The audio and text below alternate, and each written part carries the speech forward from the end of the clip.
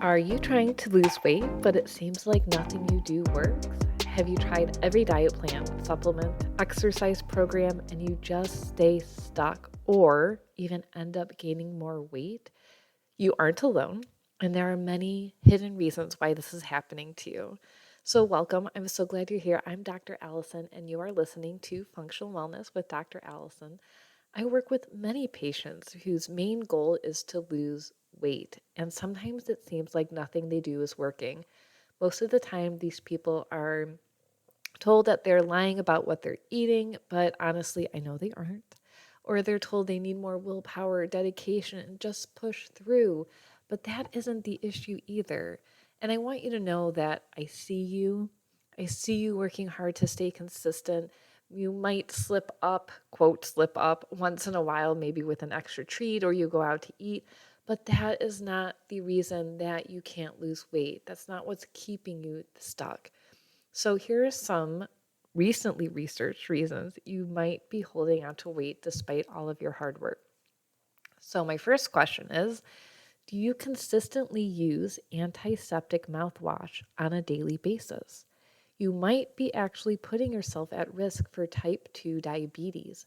Some research has shown that using mouthwash 2 or more times a day can increase your risk of prediabetes and diabetes by 50%.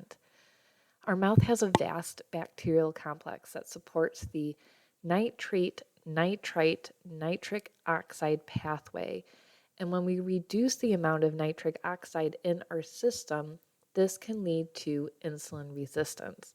Now, there's a lot of questions about this research. They followed people for 3 years, and it's like a landmark study. So there's a lot of other thoughts and things that need to be looked at, like how do our bacteria in our mouth signal to our immune system on what we're taking in and how our body needs to respond? And when you wipe out that bacteria, that's obviously affecting more than just the immune system. How does mouthwash affect our salivary glands and the enzymes in our saliva that break down carbohydrates? Maybe it's affecting satiety hormones like leptin. The research papers don't say, or I didn't see this, but do the people who overuse mouthwash, are they skipping brushing and flossing? Or are they even more diligent on brushing and flossing and that's affecting them? Now, mouth care, oral care is incredibly important. We know this. We know that bacteria in the mouth is linked to heart disease and other issues. So we still need to have a healthy balance of bacteria in our mouth, and having sensitive gums, bleeding gums when you floss or brush, constant cavities, or needing things like root canals is a sign that you need to practice more self-care and oral care. But on the other hand, overdoing it is also an issue. And then the question also becomes, does alcohol have a factor? So if you're drinking beer or wine or liquor, is that affecting your mouth, your blood sugar, or your immune system as well? We know the answer is yes, but to the extent of, is this causing diabetes? We don't know. But it's something to consider and maybe cut down.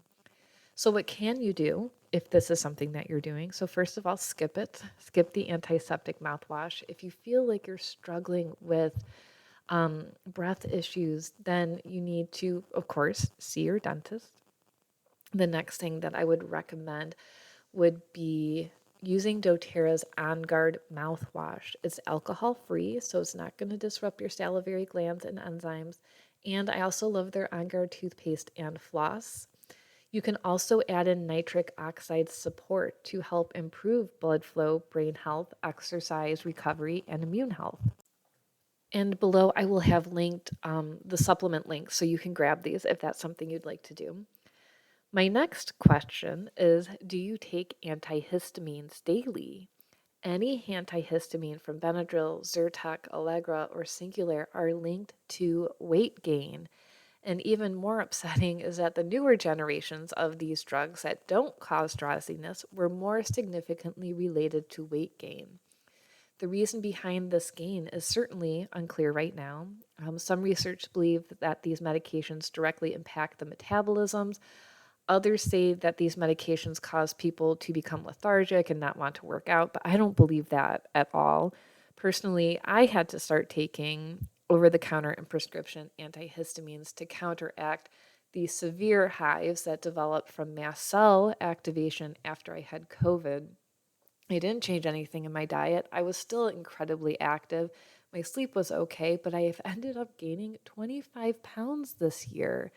And I can tell you from a patient perspective, as well as listening to my patients, when you go and tell your doctors that are like, oh, you just need to eat better. Oh, it must be your hormones. No one's accepting or recognizing that these medications are causing weight gain, and we're getting just run through the system being told, oh, you need to work out, oh, you need to lose weight. And most people aren't even realizing, and doctors don't even care that the medications that they're prescribing cause weight gain. Now, we know things like steroids cause weight gain, antidepressants cause weight gain, but so many medications are linked. So it's not your fault. You could be doing everything right, but these medications can affect your metabolism. So, what can you do? Now, one, you can do what I have to do, which is just go, okay, for this moment, I have to take care of my body, which includes taking this medication. I gain weight, and eventually I will work on getting off these meds so I can lose weight. But in the moment, okay, it's okay. I'm going to have to release the judgment on my body, support myself the best I can, and enjoy being hive free for the most part, okay? Now, if you're looking for a natural route, you can choose doTERRA's Tri-Ease capsules for seasonal support, and you can use these all year round. I also recommend Allerplex, Antranex, and Livoplex from Standard Process to one, support histamine release, but also the liver clearance of histamine and support the immune system. And of course, if you're struggling with mast cell, you can take all of these as well alongside of your medications. So don't stop taking any prescription medications without talking to your doctor first. That's really important. But take a look at what you're taking and how it might be affecting you. And the longer you're on these medications, the more significant your weight gain is going to be. I have two more things for you. The third one is going to be, do you smoke cigarettes? Cigarettes are a common cause of diabetes, insulin resistance, and weight gain. Nicotine triggers your blood sugar to rise. So every time you smoke a cigarette, it's like eating a donut or drinking a soda. You're spiking your blood sugar up, it's causing insulin resistance, and it's causing issues with your hormones, your leptin, your insulin, and that can cause you to gain weight.